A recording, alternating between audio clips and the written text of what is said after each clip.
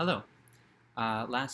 Yesterday, not last night, it took longer than an evening. I watched all three existing Fantastic Beasts movies, possibly all three that ever will exist, and so that I could see how they related to each other directly. When I first saw Secrets of Dumbledore in the movie theater on the night that it came out, I specifically didn't rewatch the first two to because I wanted to see how it stood up on its own. So now I'm gonna do kind of a sequel to my reaction to the movie, but as it relates to the other Fantastic Beasts movies, and maybe a little bit to the later Harry Potters. First, since I rarely do the talking as myself thing here anymore, I do want to mention my book, my novel, Cupid Takes a Holiday. It's very short, unlike the three Fantastic Beasts movies. Uh, a lot more straightforward and yet possibly more interesting than the three movies. It is available at Amazon. There is a link in the description below. Cupid Takes a Holiday. Just, it's fun. I had fun doing it, and you can have fun reading it.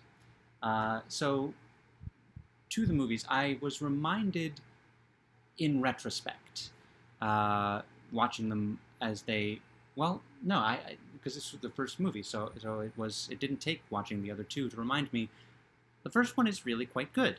The performances are great. Whatever they've been up to recently, Ezra Miller is great as Credence in the first movie, and the character of Credence is interesting. I do remember that the movie pulled the wool over my eyes as far as leading me to believe that the little girl and not Credence was in fact the magic one among Samantha Morton's character's adopted children. And she, I think, Samantha Morton, is the single most wasted actor element in all these three movies. Now knowing what happens in probably the last Fantastic Beasts movie, I was watching it thinking, they made this movie. They have Jacob, they have Dan Fogler's character, a Muggle among wizards, and so they've embraced the having a Muggle character thing. They could have had a Muggle villain. I think that if they'd stuck with the second Salem woman, Samantha Morton's character, let me see if I can find her character's name through some easy clicks through the Google search. If they had stuck with her as the villain, they could have had it would have been very interesting to have her as a Muggle villain in addition to having a Muggle lead character, Mary Lou Barebone.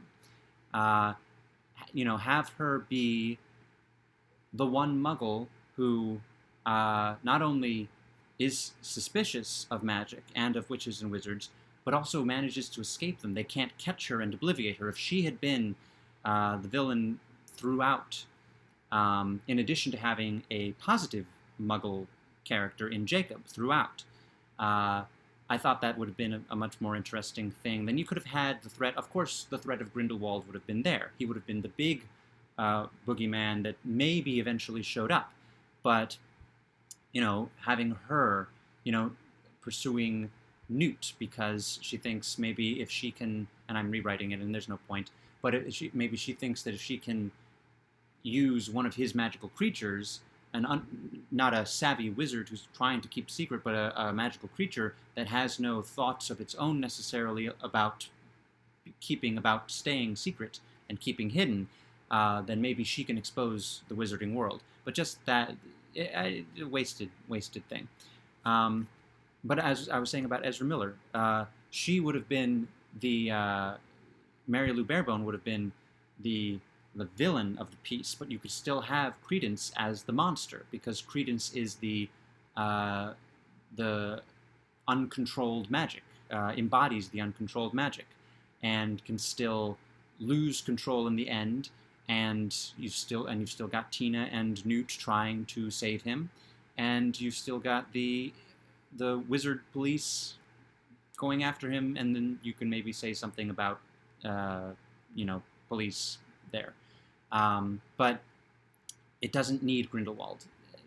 the other two do because it becomes all about Grindelwald, but the first movie doesn't need him, and so I thought um, I just didn't. And Queenie is such a great character in the first movie. She, I think, was my favorite part of the first movie, um, just as far as an interesting character, because they designed the character to have the trappings of the kind of airheaded, ditzy 50s, well, early 20th century, because this is the 20s, but airheaded blonde, and she ultimately saves the day. At least at first, she saves the day. She saves the main Newt and Tina and Jacob, all three of them, from the magical Congress, from getting their memories erased, and whatever was going to happen to Newt and Tina in that pool. She puts them all in the suitcase and she walks out with it. She hoodwinks not one without magic. Well, I guess one of them she reads his mind. Actually, it's both of them. She reads their minds. So she does use magic, but not like overt magic. She uses her innate powers to get the one guy to release Jacob to her so that she could obliviate him, even though he really shouldn't have done that. She says herself she's the one who gets the coffee, and yet he is so afraid that his wife will find out that he's been with someone else or something. And then she embarrasses the other guy, who later, Proud Boy-like, becomes a Grindelwald supporter. But she uses a little bit of magic and a lot of cleverness, despite the fact that she's been set up as, Tina's, as she says, Tina is the career girl, and she's the one who gets the coffee, but she's a hero. And then in the other movies, she's kind of ruined. So again, her, and I don't need to praise Dan Fogler. He's the one thing about these three movies that is consistently praised, but he's great. So that's thoughts on the first one, and the second one, of course, is a mess. And every time I watch it, I get more and more annoyed with it, even though it has a lot of potential. Out of all the beasts in any of the movies, the teleporting Chinese lion dragon thing, I don't remember what it's called in the movie, but I call it the teleporting Chinese lion dragon, is my favorite beast, and it's one of the key creatures in the third one. Even though its introduction is kind of random, they use the magic circus to introduce all these things because it's easier than coming up with ways to introduce them. But that's my favorite beast, and it's in that movie. And I also love the spirit familiar cat-like things from the French Ministry. So I think it's, as far as beasts, the second movie is my favorite movie, but it's just, there's so much of it where it's not really a movie, it's preparing you for the next movie or the next three movies. And a lot of that is encapsulated in Grindelwald's lines. Now I happened to watch a little bit of the last Harry Potter movie. I caught it on TV a little while ago, and that is the context in which I watched these afresh. I hadn't seen it in a while, but I watched it, and Voldemort doesn't just say these are my goals for taking over the world stuff. He has real conversations about real things, real anxieties on his part with the other characters. He specifically with Snape, when at the very end of Snape's role in the movies, he's saying, I figured this thing out about the wand. It's not working for me. Do you know why, Snape? And it's not, I'm going to take over and I'm going to rule and I'm going to live forever. It's, I've got this problem, and I think you know what the solution is. And Voldemort has conversations like that. That's what makes him a great villain. He's not all mission statement. And the way that Grindelwald is written in the second movie is all mission statement. And it is a shame because all three... Grindelwald is the Dale Biderbeck of the Wizarding world. He's played by three different characters in the three different episodes that he appears in. Well, four different actors, because he is in the Harry Potter movie a couple of times. So 5 different actors, because there's a young Grindelwald and there's an old... I'm getting off the subject. I think, having now seen each of the movies more than once, that Johnny Depp's is the best characterization of Grindelwald, but it gets the worst lines. Uh, Colin Farrell is the second best, but that's Grindelwald acting like Graves in the first one. He's acting like a different person. So he's not really doing Grindelwald, except sometimes he's Grindelwald the whole time, but he's pretending to be another person and hiding Grindelwald's pure motivation.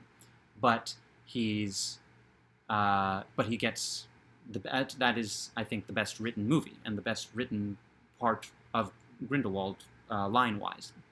Grindelwald has the best lines in the first movie, is what I'm trying to say. And so, leading then to in my ranking, Colin Farrell does the second best performance as Grindelwald because he's got the best lines, but he's not really doing Grindelwald. He's doing Grindelwald doing another character. And that's not to say that I don't like Mads Mikkelsen. I'm just saying that, as I've kind of said in the past about Mads Mikkelsen's casting, he's probably who they should have gone with to begin with to play Grindelwald, being the kind of actor that is normally hired for the adult roles in Harry Potter, and being, Johnny Depp is a superstar, Mads Mikkelsen is not a superstar yet, but he's known, and he's known for a certain kind of thing. And also, I made the mistake of watching Doctor Strange and Casino Royale in preparation for seeing the Secrets of Dumbledore, and so I thought it was, I'll see the Mads Mikkelsen villain characters leading up to this new Mads Mikkelsen villain character, but it kind of served to reinforce that he's just doing the Mads Mikkelsen villain character in a slight variation, and is not as interesting. And it's a little on him, but it's also on me for doing what I did. So the second movie, it doesn't really stem, because they should have left Creed instead, and again had the main villain be Mary Lou Barebone, but they didn't, and so they had to create a whole new labyrinth of lore in order to make that make sense. It is kind of interesting, the idea that Obscurials don't usually survive past 10, but he somehow did, and he even survived being blasted apart. But it takes the impact away from that sacrifice. And then, a whole bunch of new characters: Yusuf, Nagini, Leta Lestrange, Theseus, Scamander. And Theseus and Yusuf are the ones that survive, even though they are the least interesting. I don't know.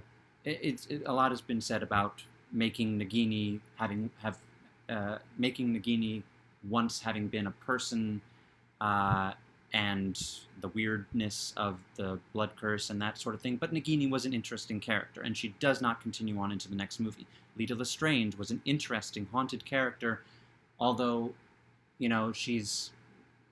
we're introduced to her. She says she was welcomed to the Ministry family by Theseus, and then Grindelwald says to her as he's approaching her, and I guess trying to recruit her, he says, unloved by wizards, hated by her family, all that sort of thing. I'm like, that's not what I've gotten from her characterization. She's engaged to Theseus. She's welcomed into the Ministry family. She looks like she's doing pretty well. She's a very upbeat and smiley person, even though she is haunted by this thing. She seems to be doing pretty... So that was inconsistent, but she was an interesting character. And like what happens to Queenie by the end of... Well, actually, pretty much from the beginning of The Crimes of Grindelwald, the character is kind of ruined from the great character that she was. Like Mary Lou Barebone being killed, like Nagini disappearing, Leta Lestrange is killed off. The franchise, Newt is not a particularly interesting character. The franchise kills its best characters, or ruins its best characters, and which hurts the consistency even more throughout the three. So now moving on to the third movie, and by now by the end of the movie I was thinking, these movies are not connected except by the writer, the director, and the main character, but they don't feel connected. They feel like disjointed episodes, and that would have worked if it had just been Pokemon with wizards. That would have worked. It could have been a different adventure each time. Even if Mary Lou Barebone had to die in the first one, if we didn't have the same villain, if it weren't the Grindelwald Dumbledore thing disguised as Pokemon with wizards, then disjointed adventures would have worked. It could have been a different villain each time. It could have been different creatures each time, a different sort of adventure. But it's supposed to fit all together, and it does on a very, very thin string, but it also doesn't. And that's too bad. I like each individually to different degrees. The first one is far and away the best and had a lot of promise that was squandered.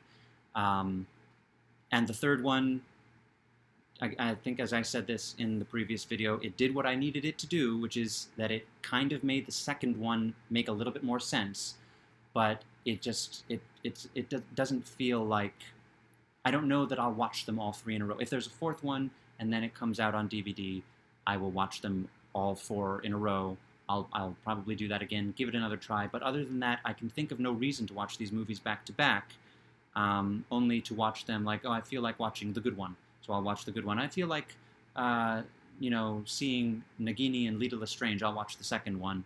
I'm going to have a Mads Mikkelsen marathon, I'll watch the third one.